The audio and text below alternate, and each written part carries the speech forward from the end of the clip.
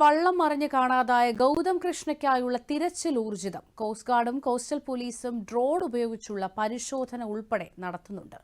നീണ്ടകരയിൽ നിന്നും ദൂരദർശൻ പ്രതിനിധി ബി ശ്രീകുമാരൻ ചേരുകയാണ്. ശ്രീകുമാർ, എങ്ങനെയാണ് വിവരങ്ങൾ?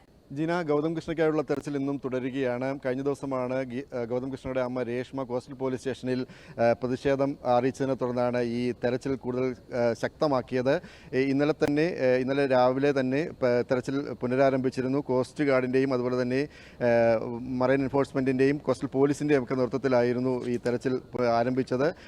എന്നാൽ ഇന്നലെയും പ്രത്യേകിച്ച് ഒരു വിവരവും കണ്ടെത്താനായില്ല എന്നുള്ളത് ഏറ്റവും സങ്കടകരമായ കാര്യം. ഇന്നും അതേ സമാനമായ അവസ്ഥ തന്നെയാണ്. തെരച്ചിൽ രാവിലെ തന്നെ ആരംഭിച്ചിട്ടുണ്ട്. അല്പസമയത്തിന് തന്നെ കോസ്റ്റ് ഗാർഡിൻ്റെ കപ്പൽ എത്തുമെന്ന് അറിയിച്ചിട്ടുണ്ട്. ഒപ്പം സ്കൂബ ഡൈവേഴ്സുമുണ്ട്. അപ്പോൾ അവരും ഇന്നലെ തന്നെ തെരച്ചിലുണ്ടായിരുന്നു. അങ്ങനെയുള്ള എന്തെങ്കിലും ഹെലികോപ്റ്റർ മുഖേന അല്ലെങ്കിൽ നേവിയുടെയൊക്കെ സഹായം ലഭിച്ച് നേവിയുടെയൊക്കെ ഹെലികോപ്റ്റർ വന്ന് അത്തരത്തിലുള്ള ഒരു തെരച്ചിൽ നടത്തിയാൽ മാത്രമേ കൂടുതൽ വ്യക്തത ലഭിക്കൂ എന്നുള്ളതാണ് ഗൗതം കൃഷ്ണയുടെ അമ്മ രേഷ്മ നമ്മോട് പറഞ്ഞിരിക്കുന്നത്.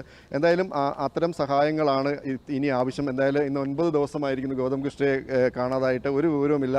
ഒരു വീട്ടമ്മയുടെ ഒരു വിലാപം എന്ന് പറയുന്ന പോലെ കാത്തിരിപ്പിൻ്റെ കഥയാണ് നമുക്ക് കൊല്ലത്ത് നീണ്ടകരയിൽ നിന്ന് പറയാൻ സാധിക്കുന്നത്. സമാനമായ അവസ്ഥയാണ് തിരുവനന്തപുരത്തു നിന്നും അറിയാൻ കഴിയുന്നത്. അങ്ങനെ ഈ മത്സ്യത്തൊഴിലാളി കുടുംബങ്ങൾ ആശങ്കയിലാണ്. അവരുടെ സുരക്ഷിതത്വം ഉൾപ്പെടെയുള്ള കാര്യങ്ങൾ തീർത്തും ജൂലൈ 31-നാണ് ഈ അപകടമുണ്ടായത്. ഗൗതം കൃഷ്ണ അടക്കം 3 പേരെയാണ് കാണാതായത്. മറ്റ് 2 പേരെ അടുത്ത ദിവസങ്ങൾ കണ്ടെത്തുകയുണ്ടായി. എന്നാൽ ഗൗതം കൃഷ്ണയെക്കുറിച്ച് യാതൊരു വിവരവും ലഭിച്ചിട്ടില്ല എന്നുള്ളത് ഏറ്റവും പ്രധാനപ്പെട്ട കാര്യം.